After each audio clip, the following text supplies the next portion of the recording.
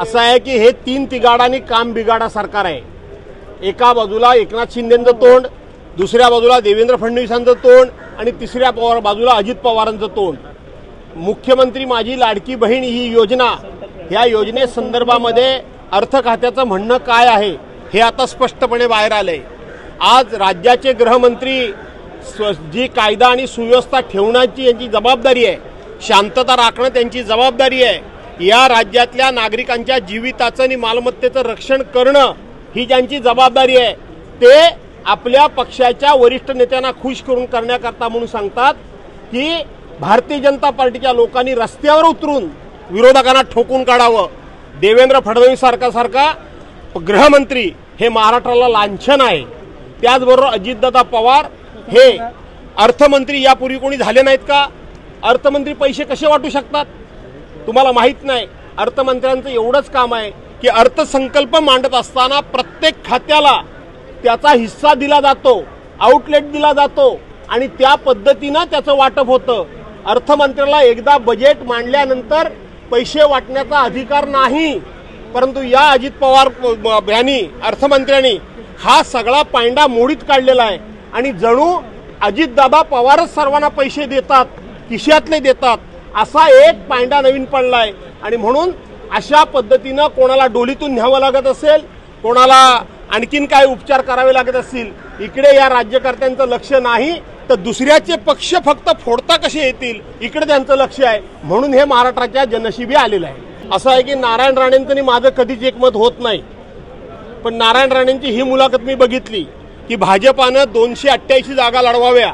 नारायण राणेंच्या या भूमिकेला माझं समर्थन आहे, माझा पाठिंबा आहे की नारायण राणेंच्या दम असेल आणि भाजपामध्ये त्यांचं कोण ऐकत असेल तर त्यांनी खरोखरच 288 जागा लढवून दाखवाव्या। माझं त्यांना पूर्णपणे समर्थन आहे।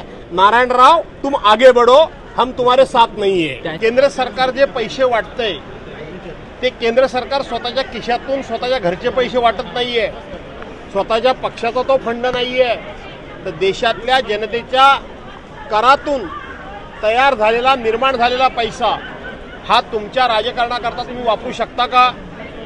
बिहारला स्वतंत्रपणे पॅकेज, आंध्र प्रदेशला स्वतंत्रपणे पॅकेज का? तर त्या दोन राज्यांमुळे आजचं हे तकलादू सरकार, हे नवीन सरकार तयार झालंय आणि ते टिकवण्याकरता म्हणून त्यांना पैशांची खैरात ही बजेटमधून वाटायची आणि महाराष्ट्रानं तुमचं फोडाफोडीचं राजकारण धिक्कारलं, नाकारलं, तुमचा अहंकार मातीमोल केला, तुमचा गर्व हरण केला आणि 400 पारच्या ऐवजी उद्धव बाळासाहेब ठाकरे यांनी 400 पार नाही इस बार तडीपार ही महाराष्ट्रानं घोषणा सत्यामध्ये उतरवली। म्हणून तुम्ही महाराष्ट्राला काही देणार नाहीत का? हा पैसा काय तुमच्या घरचा पैसा आहे का?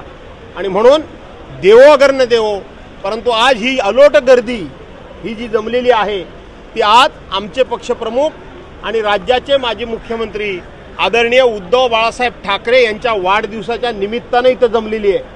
हा वाढदिवस जरी निमित्त असलं तरी येणाऱ्या 2 महिन्याच्या महाराष्ट्र विधानसभेच्या निवडणुका ह्या 100% उद्धव बाळासाहेब ठाकरे यांच्या नेतृत्वाखाली लढल्या जातील आणि महाराष्ट्रामध्ये उद्धव बाळासाहेब ठाकरे यांच्या नेतृत्वाखाली महाविकास आघाडीचं सरकार येईल, त्याचे हे संकेत आहेत। शिवसेनेनं दिल्लीश्वरांना आणि विशेष करून गुजराती नेत्यांना, जे केंद्रामध्ये 2 गुजराती नेते आहेत त्यांचा महाराष्ट्राबद्दल आकस आहे असं शिवसेनेचं म्हणणं आहे। पवार साहेबांनी जो लेख लिहिलाय तो वाचलाय, तुम्ही व्यवस्थितपणे वाचलेला दिसत नाही।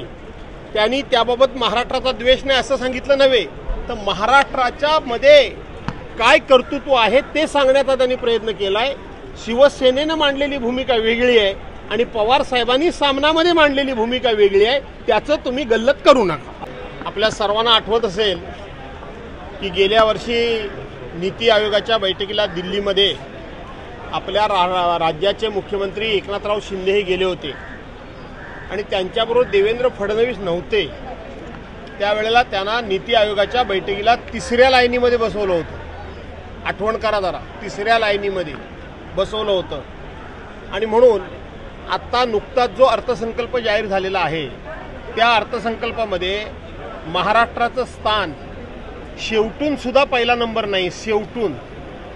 त्यामुळं नीती आयोगाच्या बैठकीला जाण्यापूर्वी आज प्रसार माध्यमांच्या द्वारे अशा बातम्या पेरल्या गेलेल्या आहेत की अर्थसंकल्पामध्ये महाराष्ट्राला केंद्र सरकारनं काही दिलं नाही, किंबहुना महाराष्ट्राचा घोर अपमानच केला आणि सर्व महाराष्ट्र आणि विरोधी पक्षाचे लोक हे केंद्र सरकारवर टीका करतायत, तुटून पडलेत आणि म्हणून आम्हाला खूप काहीतरी नीती आयोगाच्या बैठकीमध्ये महाराष्ट्राच्या वाट्याला मिळेल अशा बातम्या पेरलेल्या आहेत.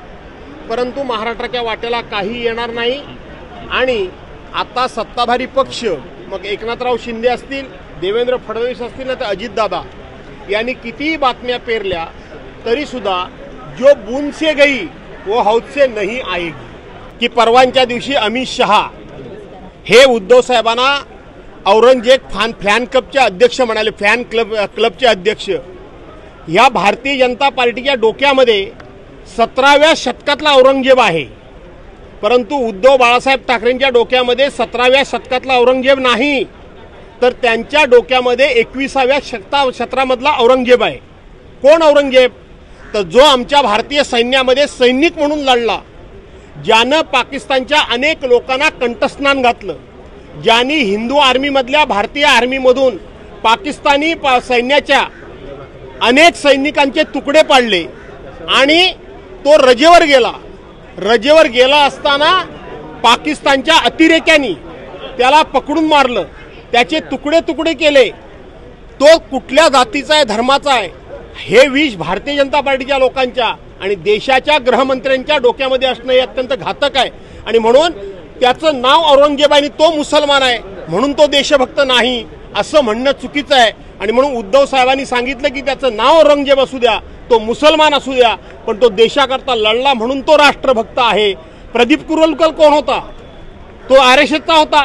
त्यानं आपल्या सैन्यातल्या गुप्त वार्ता पाकिस्तानला पोहोचवल्या, पण तो RSSचा होता म्हणून भाजपला चालला आणि ह्याचं नाव औरंगजेब आणि मुसलमान म्हणून हा भाजपला राष्ट्रभक्त चालत नाही. ही भाजपाची विषारी भावना आहे. धन्यवाद. तुम्ही पाहत आहात विस्टा न्यूज मराठी.